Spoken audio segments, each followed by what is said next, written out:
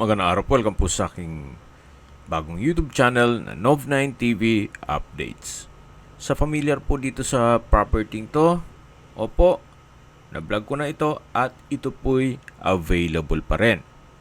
Kaya kung sakali man po na interesado kayo dito sa property, pwede po tayong mag-counter offer sa asking price ni owner. Message nyo lang po ako. Nandito po tayo ngayon sa Santa Rosa, Laguna kung saan meron po tayong bagong video presentation, isang residential property na may lot area na 1,207 square meters. Napakahaba po ng frontage nito, simula po ng video hanggang covered car garage na may automatic roll-up door. Nakakasya po ang 8 sasakyan. Nakabakod na po buong property at meron din pong steel gate sa gitna nito. Ito pong bungalow house ay meron pong 7 bedrooms at may toilet and bath. May powder room, may swimming pool, may pavilion. Kaya possible din po ito maging income generating property kung sakaling i-divert nyo ito sa resort. So yan po yung driveway at yan yung automatic roll-up door at yan po yung two-way cemented road. So mula po dito hanggang dun sa bakod na puti ang frontage ito. Napakahaba po. At yan po yung fence and gate. Then dito po yung entrada. Napakaganda po. Maayos na maayos pa po ang structure nito. Kaya halos wala po kayong papagawa. Kung meron man itong pintura na lang. So mula po dito, napakalaki pa po ng espasyo. Kung sakaling maglagay kayo ng garden, lahat pong glass windows ay may security grill. Even po dito sa entrada, yan po yung main door. At dito naman po, malaki din ang espasyo. Ito po yung daan naman papunta dito sa swimming pool. At sa dulo po yung pavilion. Sa ngayon po, wala kasing gumagamit kaya wala po itong tubig. Ang kulang lang po dito ay konting linis. Gawa ng maayos pa naman ito. Ganun din po dito sa pavilion. Na kung saan napakalaki po ng espasyo. Kaya pwede nyo po itong gawing resort. At dito naman po yung dirty kitchen. Hanggang sa dulo po yan. Then dito naman po yung pavilion na napakalawak po. At yung natatanong natin na pintuan ay yung banyo. At doon naman sa kabila ay yung pump room para dito sa swimming pool. Mula naman po dito sa pump room, yan po yung kabuuan ng pavilion. At matatanong na natin ang bahay pati swimming pool. Napakaganda po. Sa mga nag-skip po ng video, summarize ko lang po. Ito pong property ay nasa Santa Rosa, Laguna at may lot area na 1,207 square meters. Meron po itong mini mansion na may 7 bedrooms with toilet and bath, may powder room, prayer room, swimming pool, pavilion, covered car garage, nakakasya ang 8 sasakyan na may automatic roll-up door, may mga security grill, lahat ng glass windows, then naka-marble flooring, solid wood nara po lahat ng pintuan, pati moldura o molding, at nakabakod na rin po buong property. Tungkol naman po sa dokumento nito, ito po'y titulado. Kaya wala po kayong maging problema sa documentation o sa transfer ng title. Ito po'y nasa loob na isang subdivision na wala namang gaanong restrictions. Kaya wala pong problema kung sakaling gawin nyo itong private resort. Kung ayaw nyo man magnegosyo at malaking pamilya kayo, maganda rin po ito para sa inyong retirement. Yan po yung balkonahe. At ito naman po yung entrada dito sa gilid ng bahay. Kung saan ito na po yung hallway. na naka-marble flooring hanggang sa dulo na po yan doon sa may kusina. Check po muna natin itong first bedroom. Napakalaki po ng espasyo. Ito pong bed frame at bedside table. Even yung coffee table ay made of Nara. Then naka-ceiling cove design. May dalawang sliding glass window. Wood parquet. Then meron din pong wardrobe at dresser. Ito pong mga pintuan ay Nara po yan. At meron din pong wooden carved design. Napaganda po. Ang likod po nito ay setback. Kaya meron pa rin pong natural ventilation. Check po natin dito sa walk-in closet. At dito naman po yung shower enclosure. Naka-marble wall. Even itong flooring. Ang ginastusan po ni owner. Dito naman po mayroon pong marble bathroom countertop. At dito po sa dulo ganun din po. From floor to ceiling na marble walls. At yan po yung water closet. Ito naman po yung walk-in closet. From floor to ceiling din yan. At yan po yung wooden carved design na pintuan. At labas po tayo para check natin yung ibang kwarto. Balik po ulit tayo dito sa hallway. Yan po yung way papunta sa swimming pool na kung saan galing tayo dyan kanina. At ito naman yung papunta sa living area, dining area, kitchen, hanggang dun sa garahe. Check po natin itong second bedroom. Ito pong pintuan ay naka-Nara wooden carved design. Then napakalaki po ng espasyo.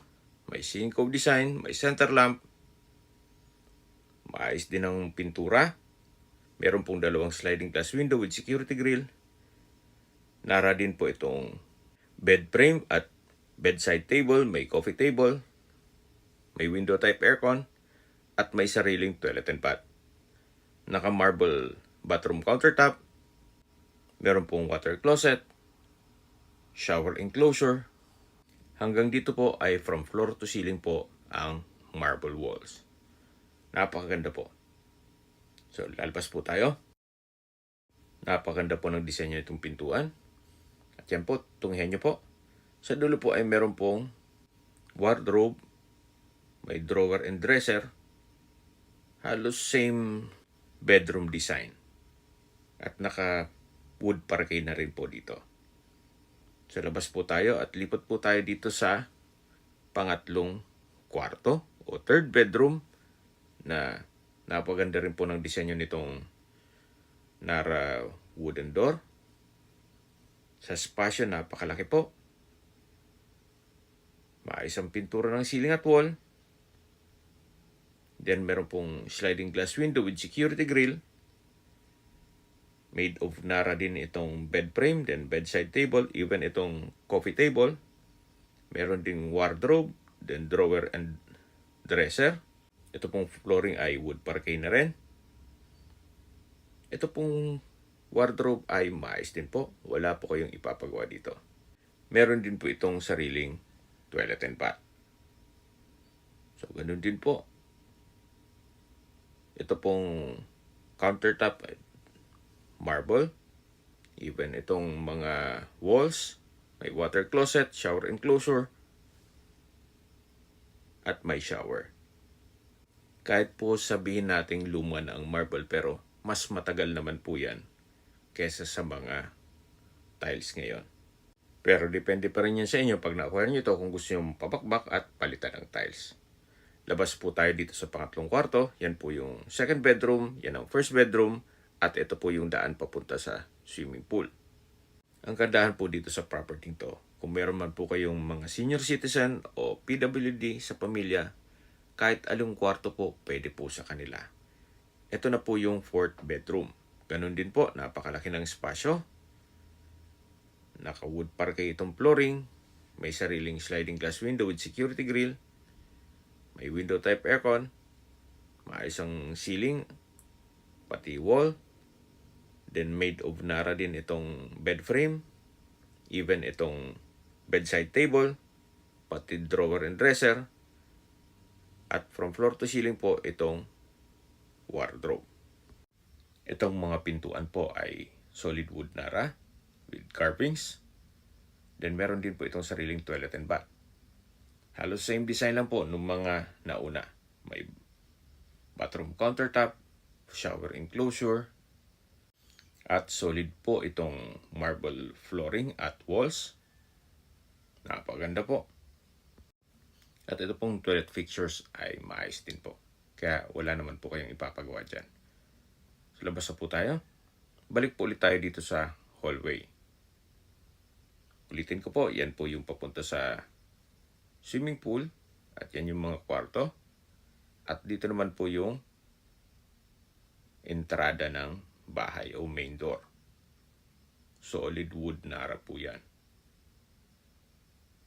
Mula po dyan, mapapansin nyo, maayos ang ceiling, pati itong walls. Mula po dito, matatanaw naman natin ang living area. At dito naman po yung prayer room, na kung saan ito yung naka-marble flooring at malaki naman ang espasyo nito. Naka-ceiling cove design, then sa dulo po ay may window. Pwede rin pong i-convert ito sa office o another room. Depende po sa inyo.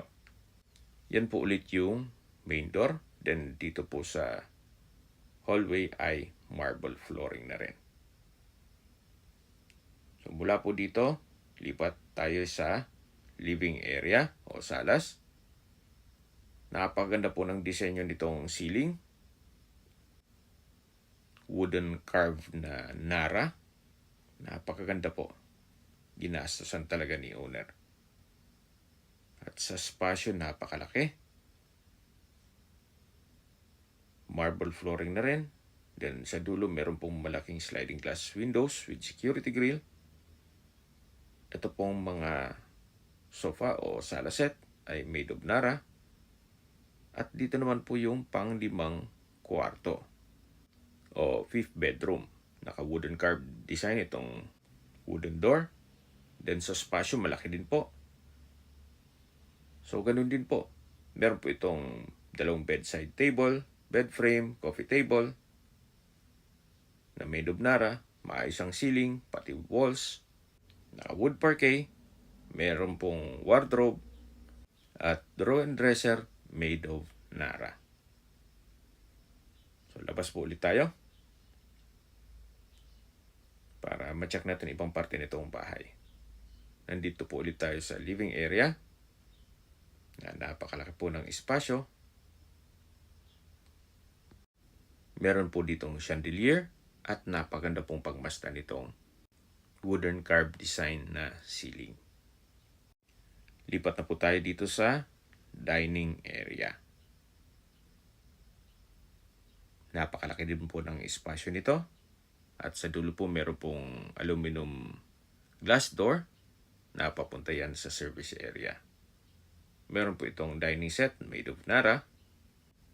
Meron din po ditong breakfast nook. Naka-marble countertop. At ito po yung tinutukoy ko na service area kung saan kailangan po ng retouch.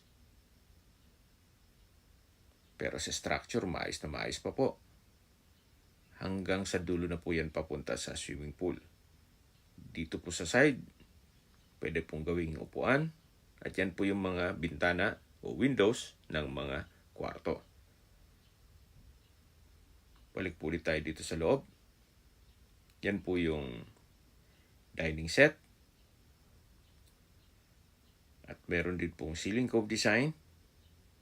Ito pong structure maayos. May wall-mounted cabinet. At sa spasyo naman po, napakalaki na itong spasyo nitong formal kitchen. May kitchen drawer, range hood, spasyo ng gas range. Meron pong kitchen drawers and cabinets. Dito naman po yung double stainless sink with faucet. Meron din po itong kitchen window na napakalaki po.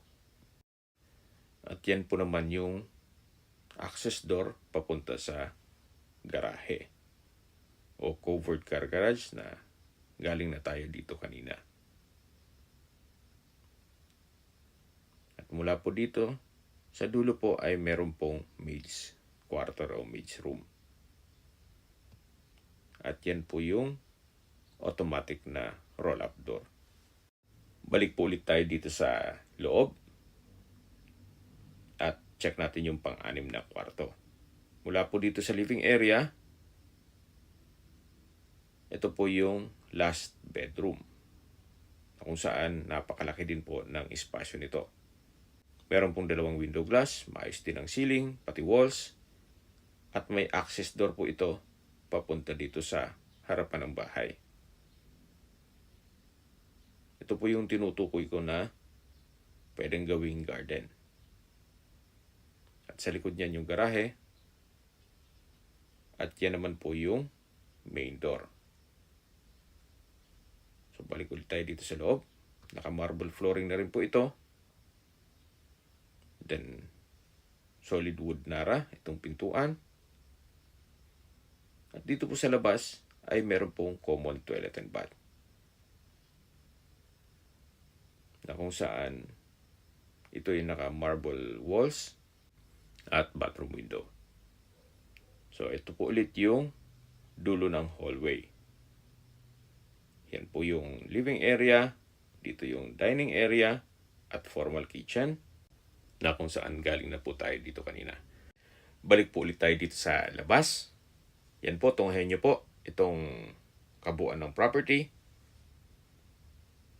At habang pinagmamasdan nyo po ito, pag-usapan na natin ang distance, location at travel time. Mula po sa City Hall ng Santa Rosa at public market, even sa schools gaya ng Polytechnic University of the Philippines, ang distance is 1.1 kilometer at ang travel time is 5 minutes. Mula naman po sa Our Lady of Fatima University, ang distance is 2.9 kilometers at ang travel time is 9 minutes. Mula naman po sa Santa Rosa Community Hospital, ang distance is 1.4 kilometers at ang travel time is 6 minutes. Yan po yung lagi kong binabanggit sa aking video na dapat nyo i-consider sa paghanap ng property, yung meron pong malapit na hospital. Hindi ko naman po sinasabing sakitin kayo. Yan naman po ay for emergency purpose lang naman. At mula naman po sa South Luzon Expressway Santa Rosa exit, ang distance is 6.4 kilometers at ang travel time is 19 minutes. Mula naman po sa Manila o sa airport, ang distance is 31 kilometers at ang travel time is 1 hour and 15 minutes. Okay, sa presyo na po tayo. Binebenta po ito ni owner sa halagang 20 million pesos, which is fair deal na rin. Sa laki nitong lupa, o sa lupa pa lang, medyo may lasa na ang presyo. At tungkol naman sa building, maayos pa naman, pati structure, even yung swimming pool, fair deal na rin po. Gawa ng, pag nagpagawa po kayo ng ganitong kalaking bahay, kasama swimming pool, malamang hindi po aabot ang 20 million ninyo. Yan naman po ay opinion ko lang naman. So, depende pa rin yan sa assessment nyo dito sa property. Okay, given na yung luma na, pero maayos pa naman po ito. Kung bibili ka lang naman ng mga brand new na bahay na 200 square meters na worth 15 million, abay, dito na po ako sa 1,207 square meters na mini mansion with swimming pool. Kung may mga katanungan po kayo, tawag lang po kayo sa aking numero. At sa mga kababayan naman natin na sa ibang bansa, meron po akong Telegram. Sa mga iPhone user naman, may iMessage. Meron din pong Imo, Skype, Viber at WhatsApp. Same number lang po, 0917-316-3399.